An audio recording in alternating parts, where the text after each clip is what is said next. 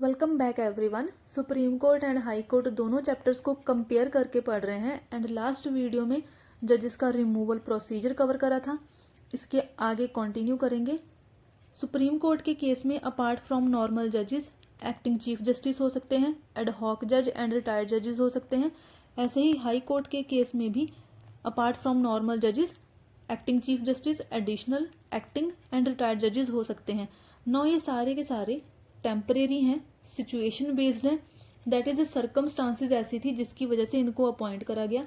ये लोग permanently exist नहीं करते हैं, ना ही सुप्रीम कोर्ट में एंड ना ही हाई कोर्ट में। अगर acting chief justice of supreme court की बात करें तो प्रेसिडेंट सुप्रीम कोर्ट के किसी भी जज को एक्टिंग चीफ जस्टिस अपॉइंट कर सकते हैं अगर चीफ जस्टिस ऑफ इंडिया का ऑफिस वेकेंट है।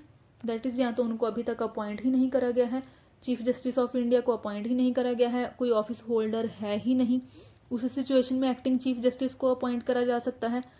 और या फिर chief justice of India absent है। अब ये एब्सेंट पर्सनल रीजंस की वजह से भी हो सकते हैं और ऑफिशियल रीजंस की वजह से भी। दोनों ही सिचुएशंस में प्रेसिडेंट सुप्रीम कोर्ट के किसी जज को एक्टिंग चीफ जस्टिस अपॉइंट करेंगे। थर्ड सिचुएशन क्या है कि अगर चीफ जस्टिस ऑफ इंडिया अपनी ड्यूटीज परफॉर्म नहीं कर पा रहे हैं, इस सिचुएशन में आपने याद रखना है कि इनकैपेसिटी को इंक्लूड नहीं करा जाएगा। क्योंकि देखिए, अगर चीफ जस्टिस अपनी ड्यूटीज परफॉर्म नहीं कर पा रहे हैं, वो फिजिकल सिकनेस की वजह से तो हो सकता है, बट वो मेंटल इलनेस की वजह से नहीं हो सकता है। जिस पर्सन को पनिशमेंट देनी है, जिस पर्सन को डिसीजंस लेने हैं, जजमेंट्स देनी है, वो मेंटल इलनेस से तो सफर नहीं कर सकता है। इसीलिए ही इनकैपेसिटी को इस चीज में इंक्लूड नहीं करा जा सकता है। अदरवाइज अगर फिजिकल सिकनेस है, chief justice of India absent है, ऑफिस ही वेकेंट है, इन तीनों ही सिचुएशंस में प्रेसिडेंट सुप्रीम कोर्ट के किसी जज को एक्टिंग चीफ जस्टिस अपॉइंट करेंगे। ऐसे ही देखिए, हाई कोर्ट में भी acting chief justice of high court हो सकते हैं। सारी सिचुएशंस सेम है, प्रेसिडेंट ही अपॉइंट करते हैं और हाई कोर्ट के ही किसी जज को अपॉइंट करा जाएगा एज एक्टिंग चीफ जस्टिस। देखिए, नाम से ही पता चल रहा है एक्टिंग, ये लोग चीफ जस्टिस के जैसे एक्ट कर रहे हैं, बट वो खुद परमानेंटली ऑफिस को होल्ड नहीं कर रहे हैं। इस केस में भी चीफ जस्टिस अगर हाई कोर्ट के चीफ जस्टिस का ऑफिस वेकेंट है या फिर वो एब्सेंट है, यहाँ पर भी देखिए वो पर्सनल और ऑफिशियल किसी भी रीजन से एब्सेंट हो सकते हैं, और या फिर वो अपनी ड्यूटीज परफॉर्म नहीं कर पा रहे हैं। और यहाँ पर भी देखिए इनकैपेसिटी को इंक्लूड नहीं करा जाएगा। ये फिजिकल सिकनेस हो सकती है, मेंटल इलनेस या फिर मेंटल इनएबिलिटी को इंक्लूड नहीं करा जा सकता है। अदरवाइज इन तीनों रीजंस की वजह से अगर chief justice of high court available नहीं है, एब्सेंट है, तो president of India high court के ही किसी जज को एक्टिंग चीफ जस्टिस अपॉइंट करेंगे। नौ इनके अलावा सुप्रीम कोर्ट के लिए एड हॉक जज भी हो सकते हैं, बट हाई कोर्ट के लिए एड हॉक जज नहीं है, वहां पर एडिशनल एंड एक्टिंग जज है। देखिए, एड हॉक जज की बात करें तो इस केस में अब chief justice of India high court के किसी जज को एड हॉक जज अपॉइंट करेंगे and chief justice of India appoint कर रहे हैं। अपॉइंट क्यों करेंगे? अगर सुप्रीम कोर्ट के लिए परमानेंट जजेस की अवेलेबिलिटी नहीं है या फिर क्वोरम नहीं है, मतलब कि रिक्वायर्ड नंबर ऑफ जजेस है ही नहीं काम देखने के लिए। देखिए, सुप्रीम कोर्ट में क्या होता है कि डिफरेंट सेशंस होते हैं। कोई डिवीजन बेंच हो सकता है, सिंगल जज भी कोई सुनवाई कर रहा हो सकता है, या फिर कोई कॉन्स्टिट्यूशनल बेंच भी हो सकता है। प्रेजेंटली हमने देखा था कि 34 है सुप्रीम कोर्ट के केस में स्ट्रेंथ। डिवीजन बेंच के केस में 3 जजेस कम से कम चाहिए होते हैं, कॉन्स्टिट्यूशनल बेंच के केस में 5 जजेस तो कम से कम होने ही चाहिए। ऐसे ही कोई जज सिंगल हैंडेडली भी कोई केस की सुनवाई कर सकता है, पनिशमेंट दे सकता है।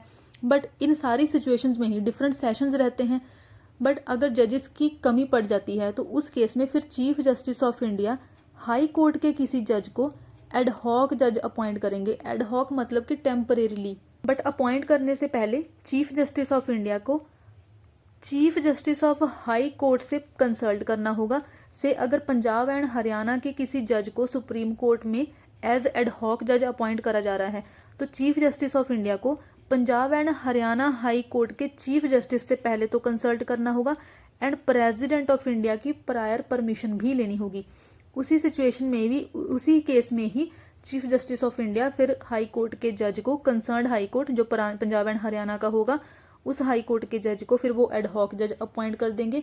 बट यहाँ पर क्वालिफिकेशंस क्या हैं कि जिस भी हाई कोर्ट के जज को एडहॉक जज सुप्रीम कोर्ट का अपॉइंट करा जा रहा है वो सुप्रीम कोर्ट का जज बनने के लिए क्वालिफाइड होना चाहिए। दैट इज जो हमने स्टार्टिंग में सुप्रीम कोर्ट जजेस की क्वालिफिकेशन देखी थी, दो क्वालिफिकेशंस थी। एक तो वो सिटीजन होना चाहिए इंडिया का, ये बेसिक क्वालिफिकेशन है। इसके साथ ही या तो वो हाई कोर्ट का जज रहे 5 ईयर के लिए, या फिर वो एडवोकेट रहे हाई कोर्ट का 10 ईयर के लिए, या फिर वो पर्सन डिस्टिंग्विश्ड ज्यूरिस्ट हो। ये सारी क्वालिफिकेशंस होनी चाहिए। That is qualified to be a जज इन सुप्रीम कोर्ट। उसी हाई कोर्ट के जज को ही chief justice of India ad hoc जज अपॉइंट करेंगे। एंड जब तक ये पर्सन सुप्रीम कोर्ट में एडहॉक जज है उसको सारी की सारी पावर्स, प्रिविलेजेस, ये सारी पावर्स उसको सुप्रीम कोर्ट के जज की ही मिलेंगी। एंड जब भी वो अपना काम करेगा अपनी ऑफिशियल कैपेसिटी में, ये पर्सन सुप्रीम कोर्ट के काम को प्रायोरिटी देगा। क्योंकि देखिए ऐसा तो नहीं है ना कि वो हाई कोर्ट के जज से उसकी पोजीशन चली गई है, अब वो हाई कोर्ट का जज नहीं रहा है वो पर्सन, वो बस टेम्परेरी सुप्रीम कोर्ट का जज है। तो उसको ये काम करने के लिए ही बुलाया गया है स्पेसिफिकली, तो वो इसी ही काम को प्रायोरिटी देगा ओवर अदर थिंग्स और अदर ड्यूटीज। हाई कोर्ट के केस में प्रेसिडेंट एडिशनल जज भी अपॉइंट कर सकते हैं और एक्टिंग जज भी, प्रेसिडेंट ही दोनों को अपॉइंट कर रहे हैं। एडिशनल जज के केस में किसी ड्यूली क्वालिफाइड पर्सन को अपॉइंट कर सकते हैं एज एडिशनल जज अगर हाई कोर्ट का काम बढ़ गया है, बिजनेस ज़्यादा हो गया है टेम्परेरीली, या फिर एरियर्स ऑफ वर्क के केस में, मतलब कि बैकलॉग बहुत ज़्यादा है, काम पाइल अप हो चुका है, तो उस सिचुएशन में टेम्परेरीली किसी ड्यूली क्वालिफाइड पर्सन को प्रेसिडेंट ही एडिशनल जज अपॉइंट करेंगे। 2 साल तक मैक्सिमम पीरियड है, 2 साल से ज़्यादा टाइम तक इस पर्सन को एडिशनल जज अपॉइंट नहीं करा जा सकता है। ऐसे ही प्रेसिडेंट एक्टिंग जज भी अपॉइंट कर सकते हैं। कब अपॉइंट करेंगे? अगर उस हाई कोर्ट का, जिस भी हाई कोर्ट में ये एक्टिंग जज अपॉइंट करा जा रहा है, उस हाई कोर्ट के या तो जज एब्सेंट है या फिर वो जज टेम्परेरीली चीफ जस्टिस के जैसे काम कर रहा है। मतलब कि ये पर्सन एक्टिंग चीफ जस्टिस है, तो chief justice of high court है, तो इस केस में भी फिर प्रेसिडेंट किसी ड्यूली क्वालिफाइड पर्सन को एक्टिंग जज अपॉइंट कर सकते हैं उस पर्टिकुलर हाई कोर्ट के लिए। एंड जब हाई कोर्ट के परमानेंट ऑफिस होल्डर ये लोग अपना ऑफिस रिज्यूम कर लेंगे, उस सिचुएशन में फिर एडिशनल जज एंड एक्टिंग जज ये दोनों ही, क्योंकि टेम्परेरी थे, ये ऑफिस छोड़ देंगे। एंड इसके साथ ही बोथ एडिशनल जज एंड एक्टिंग जज they can not hold office after attaining the age of 62 year. वैसे भी जितने भी ये हाई कोर्ट के जजेस होते हैं ये after the age of 62 year retire कर जाते हैं। एंड इनके ऊपर एक कंडीशन है कि आफ्टर रिटायरमेंट ये लोग जज की पोजीशन होल्ड नहीं कर सकते हैं।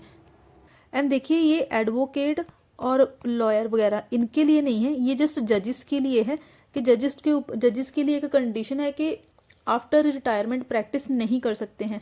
ऐसे ही अब वापस चलते हैं सुप्रीम कोर्ट पर। सुप्रीम कोर्ट के केस में chief justice of India request कर सकते हैं रिटायर्ड जज ऑफ हाई कोर्ट को और रिटायर्ड जज ऑफ सुप्रीम कोर्ट को कि वो टेम्परेरीली सुप्रीम कोर्ट के जज के जैसे काम करें। एंड जब ये जो रिटायर्ड जज होंगे, जब ये एज जज ऑफ सुप्रीम कोर्ट काम करेंगे, उस सिचुएशन में उनको सुप्रीम कोर्ट के जज की सारी पावर्स, प्रिविलेजेस मिलेंगी।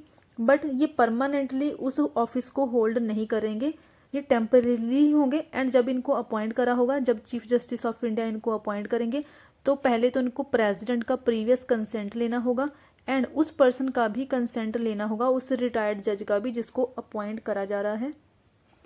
ऐसे ही हाई कोर्ट के केस में भी रिटायर्ड जजेस एज जज ऑफ हाई कोर्ट काम कर सकते हैं। तभी करेंगे अगर chief justice of high court concerned ने, जो भी स्टेट का हाई कोर्ट है वहाँ के चीफ जस्टिस ने अगर रिक्वेस्ट करी हो किसी रिटायर्ड जज को कि आप टेम्परेरीली काम करें एज जज ऑफ हाई कोर्ट, इस सिचुएशन में भी ये टेम्परेरीली ही होंगे, उस ऑफिस को परमानेंटली होल्ड नहीं करेंगे।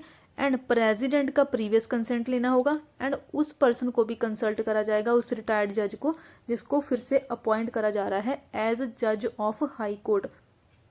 ओके, इसके बाद इंडिपेंडेंस। ओके, इसके बाद सुप्रीम कोर्ट का एक छोटा सा टॉपिक है सीट एंड प्रोसीजर। हमारा जो सुप्रीम कोर्ट है दिल्ली में ही इसकी सीट है, दिल्ली में ही सुप्रीम कोर्ट के डिफरेंट बेंचेस डिवीजन बेंच और कॉन्स्टिट्यूशनल बेंच और सिंगल हैंडेडली जज बैठकर यहाँ पर इन बेंचेस में डिसीजंस देते हैं, जजमेंट्स देते हैं। But chief justice of India के पास पावर है कि वो किसी और जगह को भी सुप्रीम कोर्ट की सीट सिलेक्ट कर सकते हैं, but chief justice of India के ऊपर ये बाइंडिंग नहीं है। एंड अगर ये ऐसा करते हैं तो इनको प्रेसिडेंट से कंसल्ट करना होगा, प्रेसिडेंट की अप्रूवल लेनी होगी, अदरवाइज इनके ऊपर बाइंडिंग नहीं है। इंडिया की कोई भी अथॉरिटी या फिर कोई कोर्ट ना तो प्रेसिडेंट को डायरेक्शंस दे सकती है, ना ही चीफ जस्टिस ऑफ इंडिया को बोल सकती है कि आप इंडिया के किसी और जगह पर भी एक सुप्रीम कोर्ट की सीट सेटअप करें। जैसे कि ये लोग ऐसा नहीं बोल सकते हैं कि अगर सदर्न इंडिया के लोग हैं, लास्ट कन्याकुमारी तक भी ये लोग ये नहीं बोल सकते हैं कि हमें दिल्ली आना दूर पड़ रहा है तो आप कन्याकुमारी में ही सुप्रीम कोर्ट की एक सीट सेटअप कर दो। ये जस्ट एक एग्जांपल थी, तो ये लोग ऐसा नहीं बोल सकते हैं। ये सारी choice chief justice of India के पास ही है with the approval of president of India ना। इसके साथ ही अगर प्रोसीजर की बात करें, सुप्रीम कोर्ट में कॉन्स्टिट्यूशन बेंच भी हो सकता है, डिवीजन बेंच भी हो सकता है, एंड किसी इशू के ऊपर एक सिंगल जज भी डिसीजन ले सकता है। अगर कॉन्स्टिट्यूशन बेंच की बात करें तो ऐसा कोई भी डिस्प्यूट जिसमें कॉन्स्टिट्यूशन की इंटरप्रिटेशन की ज़रूरत हो तो उस केस में, या फिर अगर प्रेसिडेंट ने ही आर्टिकल 143 का यूज़ करके सुप्रीम कोर्ट से ओपिनियन मांगी हो तो ऐसे केसेस में फिर कॉन्स्टिट्यूशन बेंच ही डिसीजंस लेता है, कॉन्स्टिट्यूशन बेंच ही फिर प्रेसिडेंट को एडवाइस भी देगा। एंड इसके लिए कम से कम 5 जजेस तो होने ही चाहिए। एंड अगर डिवीजन बेंच की बात करें तो यहाँ पर कम से कम 3 जजेस होने ही चाहिए एंड सिंगल जज भी डिसीजन ले सकता है। एंड सुप्रीम कोर्ट के पास ही पावर होती है कि वो कोर्ट के प्रोसीजर एंड प्रैक्टिस के लिए रूल्स बना सकता है with the approval of president. देखिए यहाँ पर ना एग्जीक्यूटिव को भी इंक्लूड करा गया है। क्यों करा गया है? क्योंकि डेमोक्रेसी के तीनों ही पिलर्स जो हैं वो एक दूसरे के ऊपर चेक रखते हैं। एग्जीक्यूटिव, लेजिस्लेचर एंड जुडिशरी, ये तीनों ही एक दूसरे के ऊपर चेक रखते हैं। और यहाँ पर देखिए एग्जीक्यूटिव को इंक्लूड करा गया है कि जब भी सुप्रीम कोर्ट अपनी कोई स्ट्रक्चरल चेंजेस कर रहा है, कोई फंक्शनल चेंजेस कर रहा है, तो उस केसेस में कोई मेजर चेंजेस हो रहे हैं बेसिकली, तो वो प्रेसिडेंट को, दैट इज एग्जीक्यूटिव की भी अप्रूवल ले रहा है ताकि एग्जीक्यूटिव भी जुडिशरी के ऊपर एक चेक रख पाए। अदरवाइज जुडिशरी और सुप्रीम कोर्ट अपने सारे फंक्शंस के लिए इंडिपेंडेंट ही होती है। सुप्रीम कोर्ट में सारे डिसीजंस को मेजॉरिटी बेसिस पर लिया जाता है कि अगर 5 जजेस का कॉन्स्टिट्यूशनल बेंच है तो 3-2 की मेजॉरिटी रहेगी। जो 3 वाले होंगे वो ही फिर विन करेंगे एंड जो 2 वाले होंगे फिर वो डिसेंटिंग ओपिनियंस बन जाएंगे। एंड सुप्रीम कोर्ट की लीगल रेफरेंसेस एंड लीगल प्रोसीडेंट्स में इन डिसेंटिंग ओपिनियंस को भी रिकॉर्ड करा जाता है, एज कोर्ट ऑफ रिकॉर्ड इनको रखा जाता है फॉर फ्यूचर रेफरेंस। जैसे कि ओके बैकग्राउंड में नॉइस आ रही होगी। अगर हम HR खन्ना की बात करें, अगर किसी को याद हो तो ड्यूरिंग एमरजेंसी हमने ADM जबलपुर केस की बात करी थी। इस केस में इनकी डिसेंटिंग ओपिनियन थी जो आज के केस में प्रेजेंटली बहुत ही इम्पॉर्टेंट है, क्योंकि यही अकेले थे इस बेंच में, इस ADM जबलपुर केस में, जिन्होंने डिसेंटिंग ओपिनियन दी थी, जिन्होंने आर्टिकल 21 को फेवर करा था, आर्टिकल 226 को फेवर करा था।